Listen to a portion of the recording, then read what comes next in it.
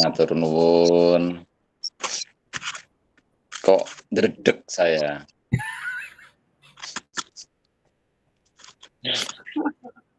Ampun, Bapak. Sebagai narasumber itu saya nggak punya sumber.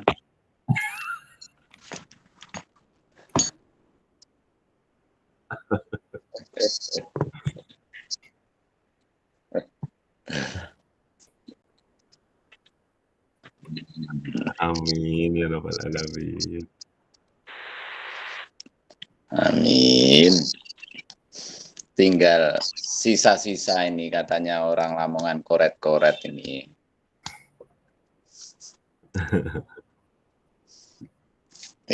Monggo nopo ingkang badhe dipun diskusiaken. Nggih. Nggih, niki kula awali nggih Bu Sarah kalih Bu Anis nggih. Nggih.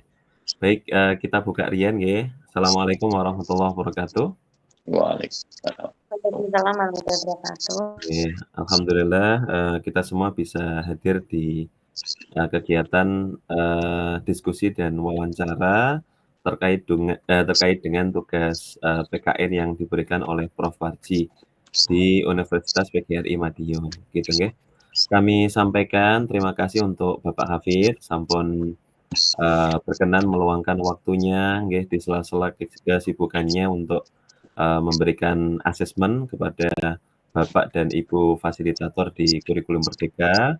Kami juga menyampaikan banyak terima kasih untuk Bu Sarah dan Bu Anis sudah bisa meluangkan waktu di antara kesibukannya juga, ngaten nggih. Semoga di acara malam hari ini kita semuanya bisa mendapatkan insight baru, ngaten nggih. Karena tentunya niki mboten namung wawancara untuk memenuhi tugas, tapi juga kita berharap adanya penambahan wawasan dari orang atau expert yang lebih ahli daripada kita yang masih belajar niki nggih. Amin ya rabbal alamin. Nggih, untuk itu kita buka dulu dengan bacaan surah Al-Fatihah. Al-Fatihah. Oke, baik.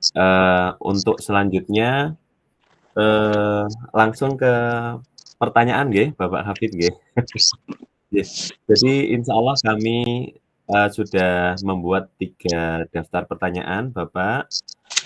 Satu pertanyaan untuk 1 orang. Jadi mungkin nanti model setelah kami bertanya mungkin nanti bisa langsung nyambung tanya jawab begitu nggih, biar lebih mengalir ngaten Bapak Hafid nggih. Baik, untuk pertanyaan yang pertama Bapak Hafid, jadi ini kan temanya adalah mengenai pembelajaran ABK, anak berkebutuhan khusus di sekolah dasar pada mata pelajaran PKN atau pendidikan kewarganegaraan, ngaten nggih. Jadi untuk yang pertama, mungkin saged diparingi sedikit gambaran atau napa nggih, data ngaten nggih. Kira-kira kategori siswa ABK yang banyak dijumpai atau yang sering dijumpai di sekolah dasar niku napa mawon Pak, ngaten. Terima kasih atas waktu yang diberikan kepada saya. Alhamdulillah diberi kesempatan untuk ketemu mahasiswa-mahasiswa pasca sarjana. Bikin grogi saya ya.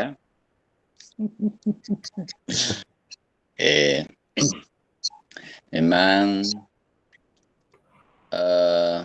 pemerintah itu akhir-akhir ini kelihatannya membuat regulasi yang menekankan, tidak hanya menganjurkan ya, menekankan kepada semua lembaga, khususnya di tingkat SD, sekolah dasar, itu tidak boleh menolak. Nah, itu kan berarti harus ya, tidak boleh menolak manakala ada siswa yang ABK di sekolah konvensional, sekolah normal.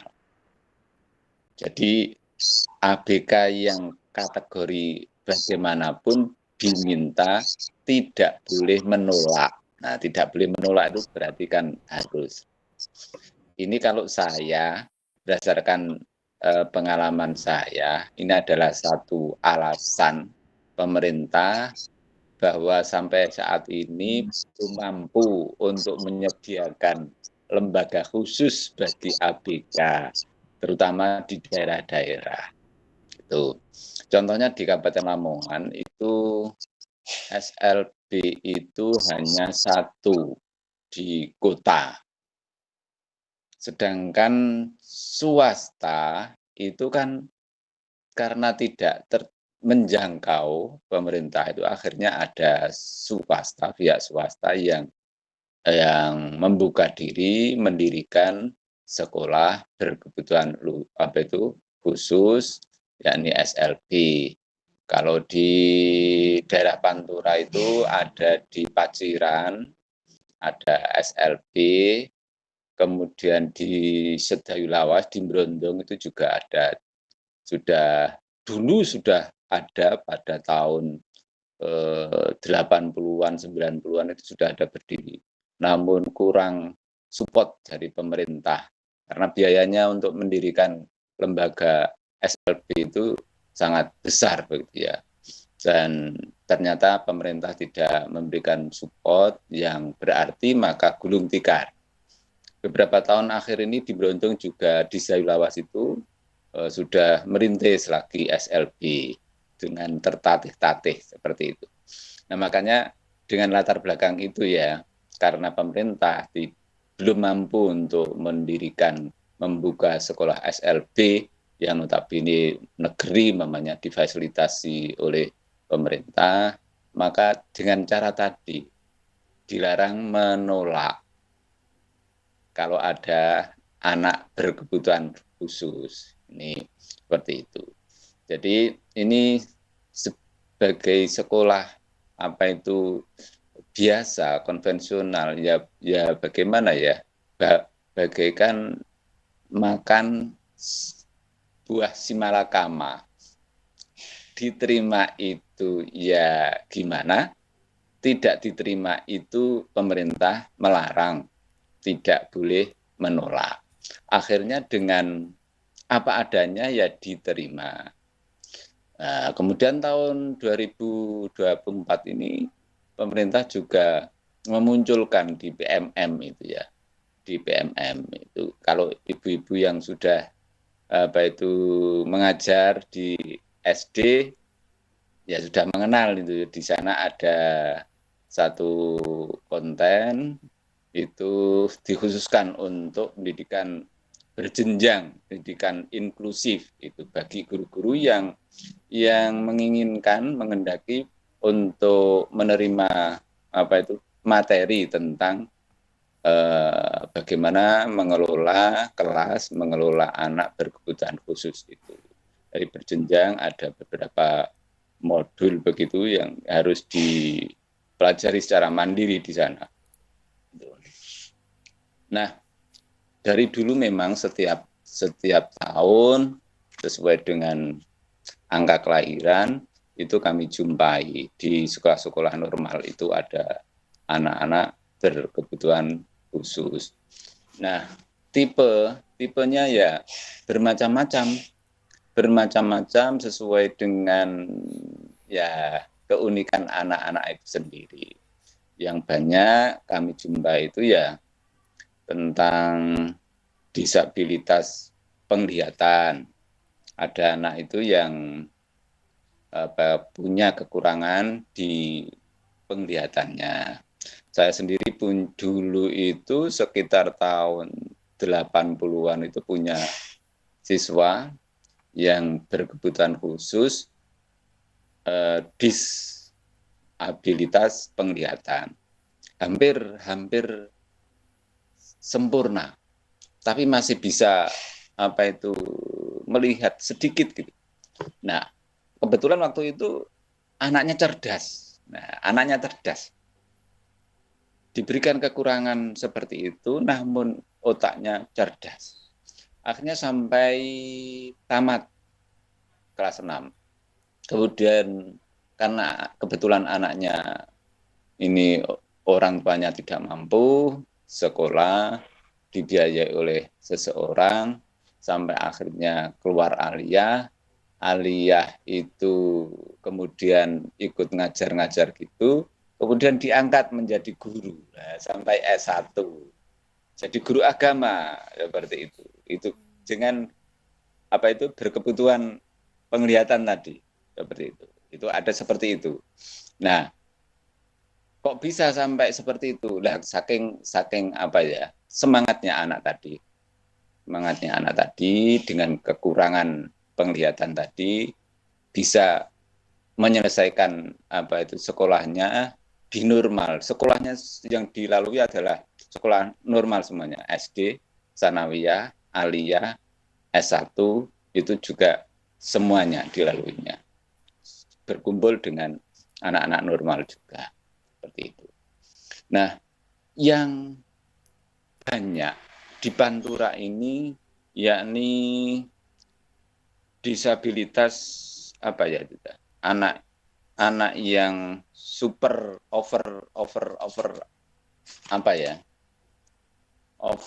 tingkah laku itu ya kan ada beberapa kelainan ya, disabilitas penglihatan, ada disabilitas pendengaran, ada disabilitas intelektual. Nah, ada juga yang kelainan dengan overdosis, over gerakan tingkah laku. Jadi kalau orang Lamongan munyer terus, tidak bisa duduk. Nah, ibu-ibu mungkin pernah mempunyai siswa yang seperti itu. Pernah ya? Nah, sesuai dengan ya entahlah Allah itu menyatakan. Saya sendiri waktu-waktu menjadi kepala sekolah itu juga punya anak berkelainan seperti itu, kelas 1. Tidak mau duduk dan punya kelainan kalau belum sehari itu waktu pagi itu belum menjungkir balikkan bangku, meja dan kursi beserta isinya di lacinya itu. Teman-temannya sekelas itu belum puas. Kelainan bagaimana seperti itu? Ada anak seperti itu, ya. Jadi setiap hari itu mesti harus memuaskan diri itu, menjungkir balikkan meja teman-temannya sekelas itu dan mengeluarkan tas dan buku-bukunya di laci itu. Dan minta tunggui orang tuanya, ibunya di dalam kelas. Nah, waktu itu saya menjadi kepala sekolah itu didemo oleh guru-guru. Disuruh memilih, Pak, jenengan milih anak satu ini atau semuanya harus keluar. Ancaman wali murid itu juga seperti itu yang disampaikan oleh guru. Nah, namanya terkenang anak ini, Anton. Nah, maka sampai karena terkenang, saya tulis menjadi sebuah buku. Anton ini. Ya, seperti itu anak ini. Jadi gurunya sering sekali menangis. Akhirnya solusi saya adalah seluruh guru saya ajak rapat, saya beri wawasan, saya terangkan bahwa beginilah memang tugas seorang pendidik. Guru itu kan sebagai pendidik, pengajar, pelatih, tidak hanya pengajar saja, seorang pendidik. Ini adalah kewajiban sebagai pendidik. Kita asumsikan, kita beri ulasan, gambaran. Kita bayangkan kalau di Pantura ini ada 50 sekolah mamanya. Setiap tahun itu ada anak berkebutuhan khusus seperti ini.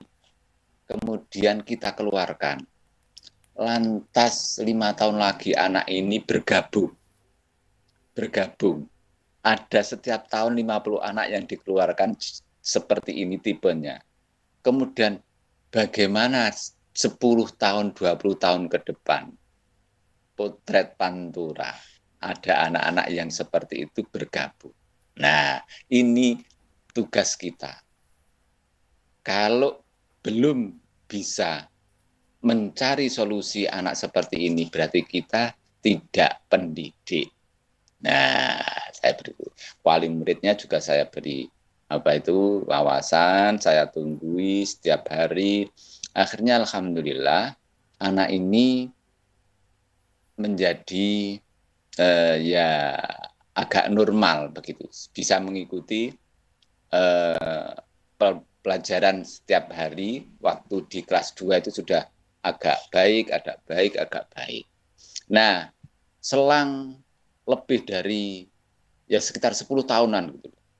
Saya pada saat ada keramaian gitu, saya dipeluk oleh seseorang itu dari belakang. Saya kaget. Anaknya ganteng, besar gitu, saya tolak. Siapa ya? Pak Hafid masa lupa sama saya? Saya lupa. Enggak lupa saya seperti itu. Tapi saya mikir, siapa ya?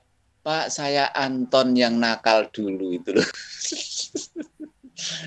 Alhamdulillah. Nah, di mana sampean sekarang? Alhamdulillah saya ikut bekerja di kapal pesiar Jepang. Loh, seperti itu.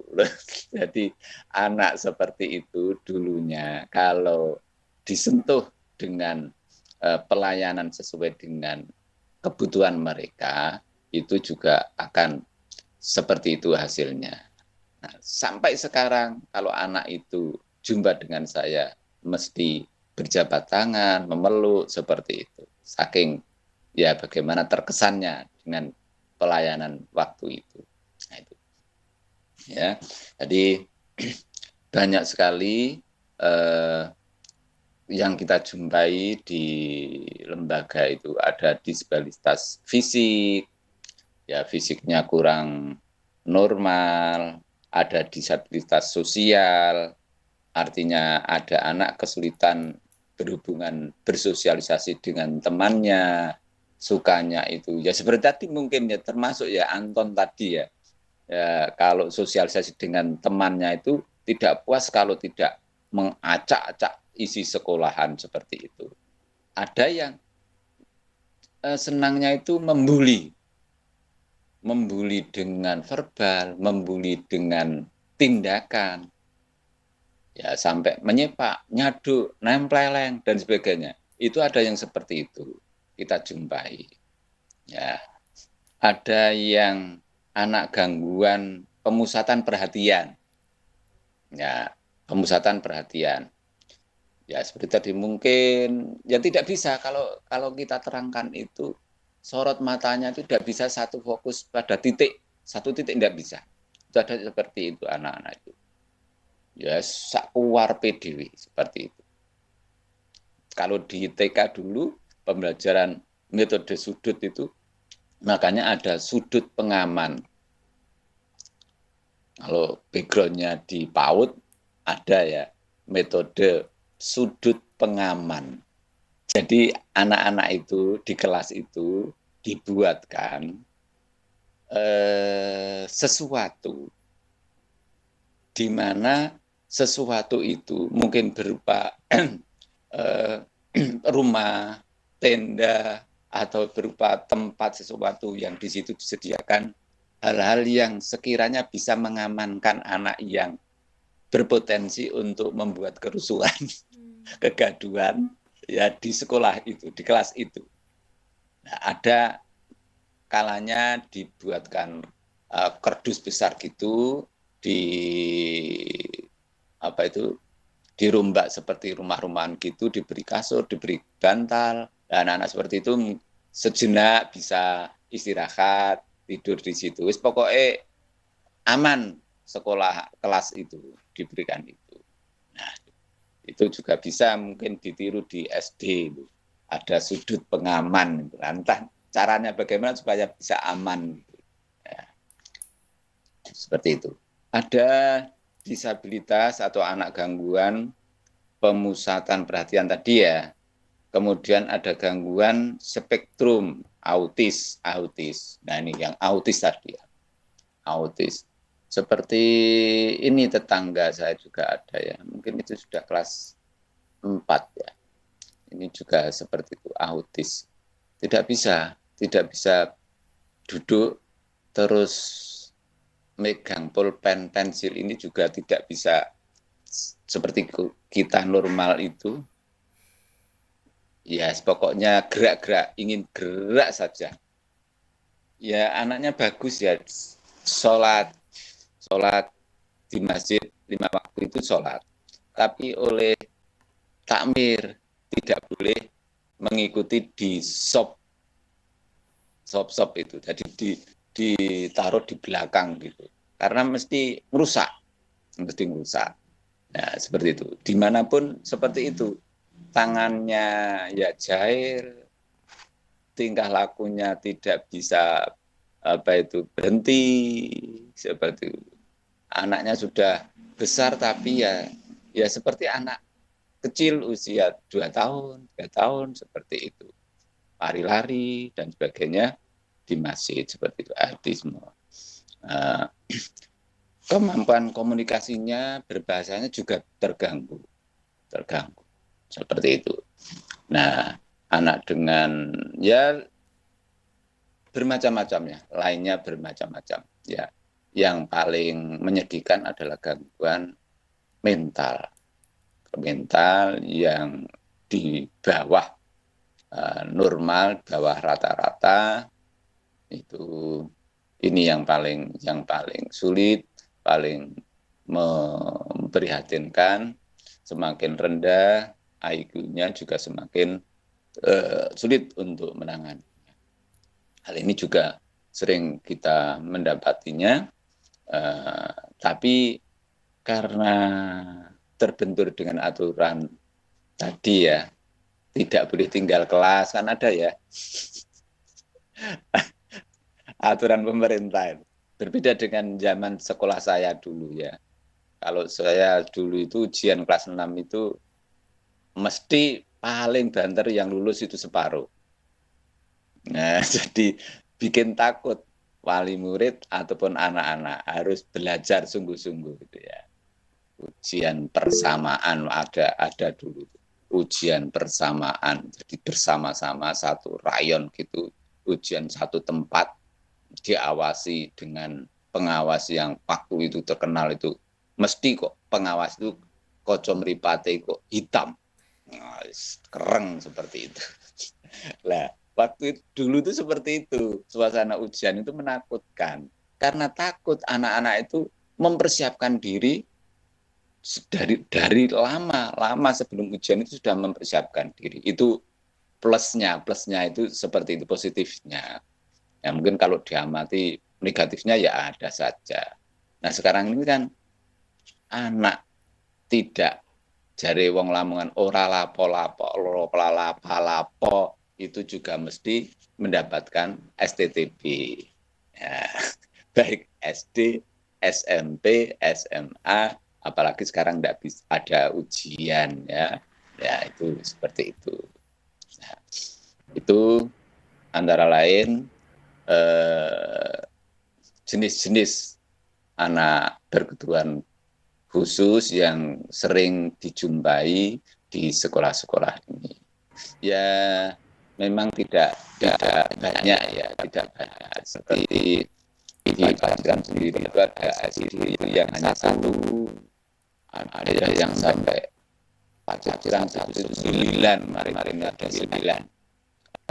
Ada di berbagai kelas itu, berkebutuhan khusus itu. Macam-macam bisnis tentang tadi.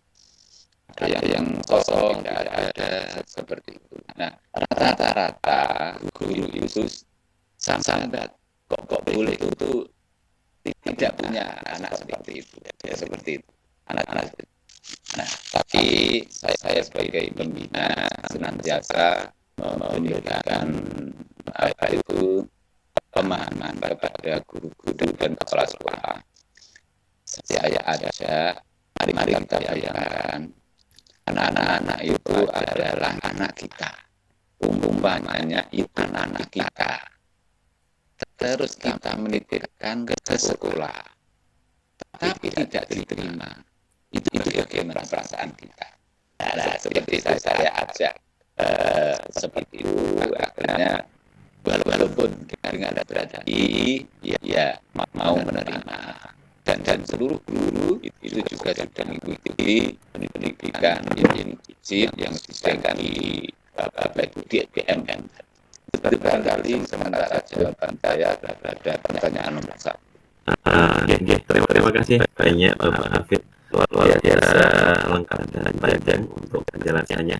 Boleh kami ambil konklusi bahwasanya memang untuk ABK siswa ABK di daerah di mana Bapak Hafid berdinas ini memang ada konflik ya antara kebijakan pemerintah dengan SDIP yang ada di sana. Jadi karena ada kebijakan pemerintah yang tidak boleh menolak siswa ABK, maka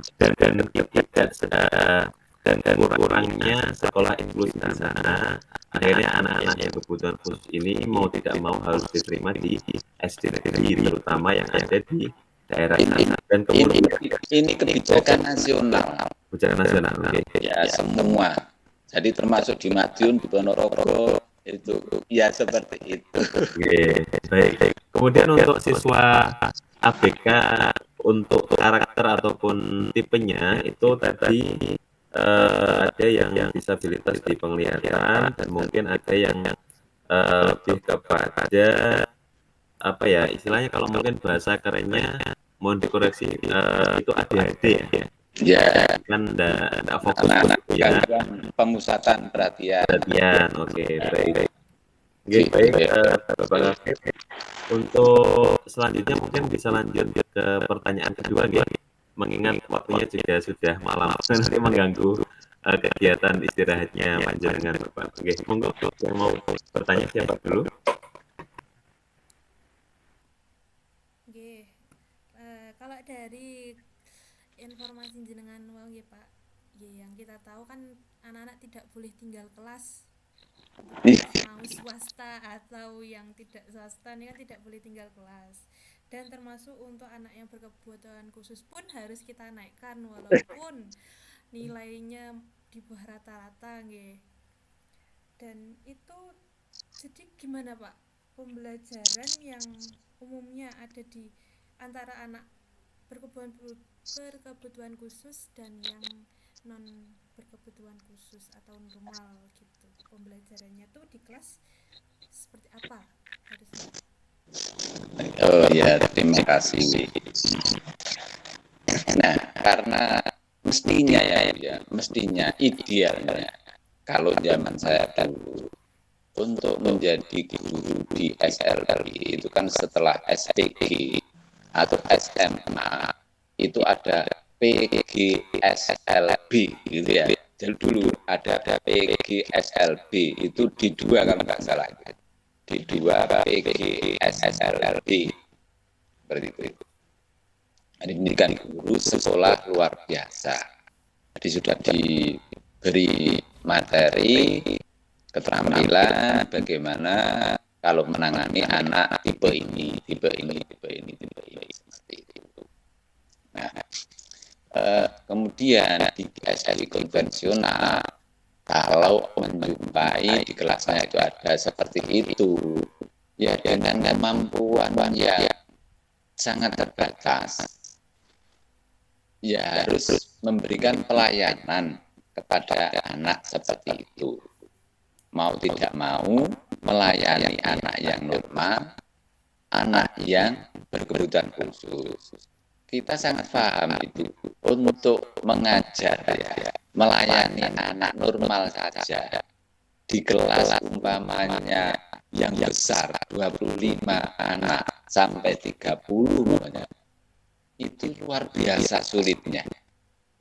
Dari 30 anak itu juga tidak kemampuannya tidak rata-rata. Ya, tidak sama maksudnya. Ada yang kelas atas, ada yang tengah, ada yang bawah, ada yang cepat tanggap, ada yang biasa-biasa, ada yang slow, seperti itu. Apalagi kalau anak berkebutuhan khusus, ya harus meluangkan waktu untuk melayani anak yang istimewa tersebut. Bagaimana cara pembelajarannya? Ya tidak bisa dengan menggunakan sistem klasikal seperti yang tadi, tapi harus menangani secara individual. Memakai metode individual, pendekatan individual agar bisa langsung menyentuh kepada anak tersebut. Idealnya memang ya ada sekolah sendiri begitu. Kalau di sekolah SLB itu kan satu guru itu maksimal 5 anak. Di SLB satu guru 5 anak. Nah, itu pun tidak sejenis 5 anak itu. Ada yang berkebutuhan khusus penglihatan, pendengaran, fisik, mental, dan lain. Seperti itu. Ya,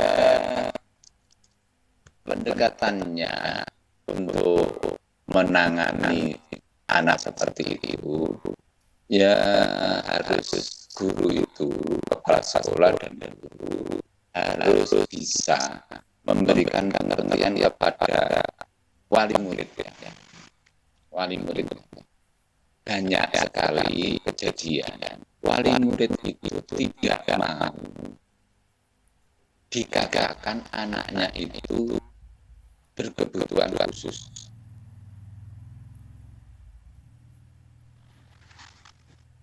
Banyak orang tua itu yang menganggap anaknya itu normal. Nah ini perlu ini kewajibannya guru, kewajibannya sekolah untuk memberikan pengertian kepada orang tuanya bahwa bagaimana orang tuanya itu menerima dan menyadari bahwa anaknya itu anak ABK. Kalau sepanjang orang tua itu belum menerima, belum memahami anaknya itu masuk ABK, tidak mungkin bisa memberikan pendampingan yang pas kepada anak. Karena ukurannya anak normal. Nah, apa-apa yang diberikan itu anak normal, tidak sesuai dengan kebutuhan anaknya sendiri. Jadi ini penting sekali bagaimana pendekatan, penjelasan oleh kepala sekolah, oleh guru, oleh pihak sekolah itu kepada wali murid. Ini yang paling penting. Kalau sudah mau menerima anaknya berkebutuhan khusus dengan tipe A atau tipe B, tipe C, itu nanti bisa sinergi dengan kebijakan sekolahan seperti itu, Bu. Sementara monggo. Oke, langsung disambung Bu Anis atau Bu Sarah. Oke. Terima kasih Bapak untuk jawaban yang sangat luar biasa. Saya tanyakan untuk pertanyaan yang terakhir ini Bapak. Kembali bicara tentang siswa ABK Bapak. Itu kan dalam satu kelas itu kan pasti ada beberapa ABK beda jadi buatan satu jenis gitu. Nah, itu kira-kira bagaimana cara pembelajaran untuk siswa ABK disatukan begitu? Nah, ya terima kasih. Yang kami jumpai selama ini, alhamdulillah kok itu ya, Allah kok tidak memberikan banyak itu di kelas-kelas itu. Tidak memberikan. Namanya di kelas 1 ada ya 1, gitu, ada 2 gitu ya. Di kelas 2 kosong, kelas 3 kosong, kelas 4 ada lagi seperti itu. Nah, kalau dikumpulkan itu kan umurnya itu beda. Nah, ini sulit ya. Kalau umurnya beda, itu tingkat apa ya, umpamanya kelainannya itu juga beda. Jadi sesuai dengan kelasnya saja, ya dikelola oleh guru kelasnya itu. Nah, manakala kok dijumpai kelasnya itu kebetulan itu kok banyak anak berkebutuhan khusus, nah ini harus diambil tindakan yang istimewa pula oleh kepala sekolah. Jadi tidak cukup gurunya 1.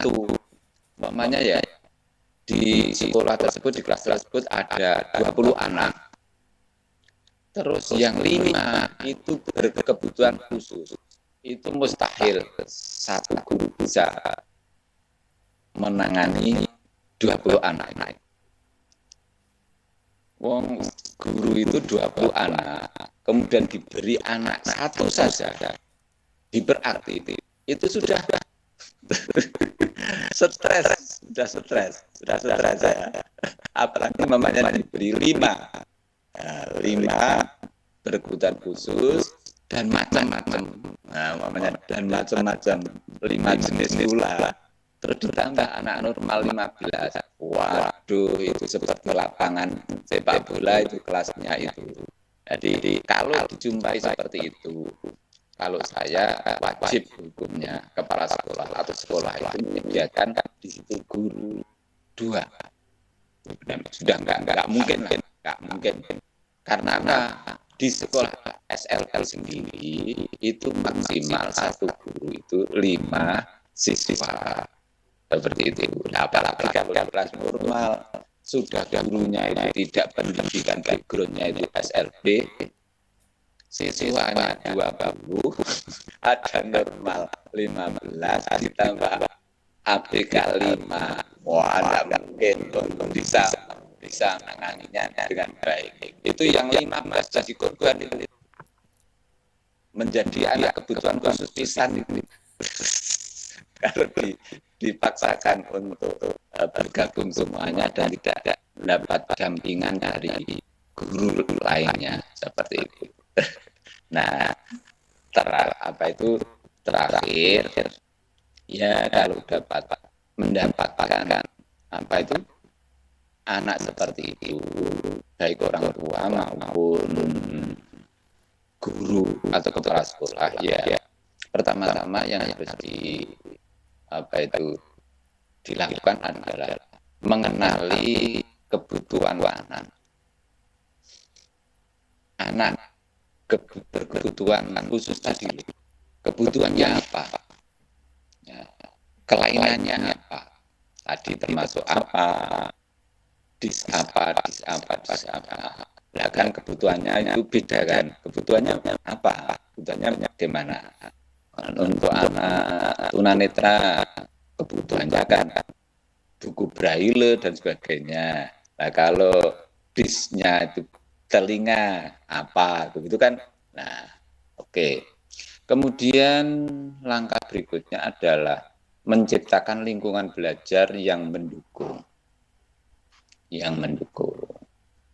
Nah, karena settingan di sekolah normal itu ya settingan untuk anak normal, ya tentu saja ya sangat kurang. Kalau di SLB seperti di SLB Lawang, yaitu Malang, Lawang, itu ada SLB yang besar itu, mulai dari tingkat PAUD sampai SLTA. Itu kan seluruh di sana itu sudah diprogram, sudah disediakan sarana prasarana yang lengkap. Misalkan untuk anak-anak tunanetra ada jalan sendiri kan ya, jalannya saja sudah tackle-nya itu lain seperti itu ya. levelnya sudah lain. Nah, kalau di sekolah normal ada enggak? Enggak ada. Makanya. Terus umpamanya yang berkebutuhan khusus, apa itu fisiknya, situ ada jalan khusus, apa itu roda itu apa, sepeda roda itu ya. Ya, bangku roda itu ya. Ya, sepeda roda itu yang anak tidak bisa berjalan. Kalau di sekolah normal kan tangga ya. Tidak ada seperti itu jalan untuk itu. Nah, itu bedanya seperti itu. Ada pokoknya banyak lah di Lawang itu. Saya sering kegiatan di sana, kegiatan luar biasa, ada perlengkapannya yang biasa. Kalau di sekolah normal ya diupayakan seperti itu ya, lingkungan yang mendukung. Kemudian menggunakan metode pengajaran yang efektif sesuai dengan kebutuhan anak masing-masing tadi ya. Kemudian memberikan stimulasi yang tepat, pendekatan yang tepat. Anak yang tidak normal itu, saya waktu dulu praktek mengajar di anak SLB itu, ya waduh, ada guru pendamping saya itu memang yang apa, sudah pendidikannya itu SLB. Ada anak itu apa itu berdiri di atas bangkunya gitu ya, di kursinya itu. Terus beliaunya itu, ayo naik meja, naik meja sungguhan. Terus ayo naik jendela, naik jendela. Nah, anak yang normal kalau disegitukan kan enggak ya. Kalau anak enggak normal digitukan, ya sesuai dengan perintah gurunya tadi. Wah, nah itu. Makanya ya butuh pendidikan sendiri. Tetap bersabar dan konsisten. Sabar, konsisten. Sabar saja, tidak konsisten, sabari sedino, tidak konsisten besoknya, ya bubrah. Ya, sabar dan konsisten. Tetap seperti itu. Bahwa itu adalah titipan dari Allah. Seperti itu, kita gerakkan seperti itu. Nah, kalau guru itu, kalau panjenengan semuanya menganggap sebagai guru ya, menganggap anak-anak itu sebagai apa? Siswa itu di kelas itu sebagai apa? Jangan anggap sebagai apa? Anak. Sebagai titipan. Anak. Sebagai anak. Mungkin ada yang menganggap sebagai teman. Nah, teman lebih ke yang tingkat atas gitu ya, Pak. Oh gitu ya. Oke. Nah, kalau kita sebagai guru sudah bisa menganggap anak itu sebagai ajang untuk apa itu, berinvestasi amal jariah.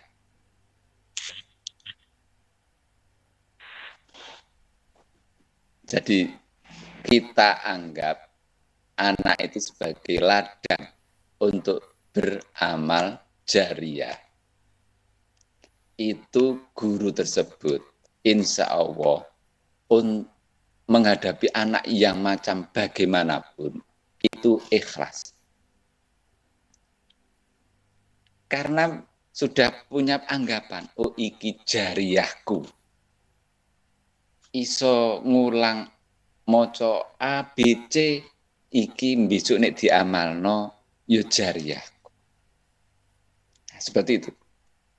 Maka kita belajar untuk menganggap anak-anak didik kita itu sebagai ibu ladang untuk beramal jariah.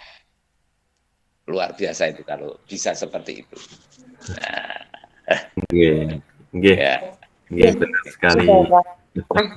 Nah, kemudian melibatkan keluarga dan masyarakat karena waktunya sudah habis ya. Sudah ada peringatan. Sudah ada peringatan Bapak. Oke. Jadi sudah cukup ya. Insya Allah sampun ya Bu Anis, Bu Sarah ya, sampun luar biasa banget ya. Lebih dari cukup, Masya Allah. Terima kasih Bapak. Jadi untuk itu tadi, untuk cara belajarnya juga bermacam-macam, bagaimana kita diperlukannya ibaratnya guru pendamping khusus untuk anak ABK sesuai dengan keistimewaannya masing-masing. Tapi jangan itu ya Bu ya, jangan jenengan itu bilang kepada kepala sekolahnya atau korwilnya atau kepala dinasnya. Pancene alasannya pemerintah gak mampu ngedekno sekolah SLB gitu. Terus paksa takut ya mungkin bisa masih. Ya. Baik. Insya Allah sampun cukup Bapak Hafid untuk diskusi dan wawancaranya. Menawi besok kalau memang ada kesempatan lagi menawi mohon berkenan untuk meluangkan waktunya kembali ngaten nggih. Insyaallah. Baik. Ini mungkin ada sepatah dua kata Bapak sebelum diakhiri. Mohon maaf atas kekurangan saya karena ya tinggal koret-koretnya ini ya. Tidak seperti dosen panjenengan, teman-teman panjenengan yang masih seger gitu ya. Insya Allah malah lebih banyak dapat wejangan dari yang lebih sepuh ngaten Bapak. Kalau begitu kami cukupkan menawi bisa kami tutup dengan doa kafaratul majelis. Subhanakallahumma wa bihamdika asyhadu an la ilaha illa anta astaghfiruka wa atubu ilaik. Baik, terima kasih banyak Bapak untuk waktunya. Ibu Anis, Ibu Sarah, terima kasih banyak Baik, kita akhiri. Assalamualaikum warahmatullahi wabarakatuh. Waalaikumsalam warahmatullahi wabarakatuh. Terima kasih Bapak.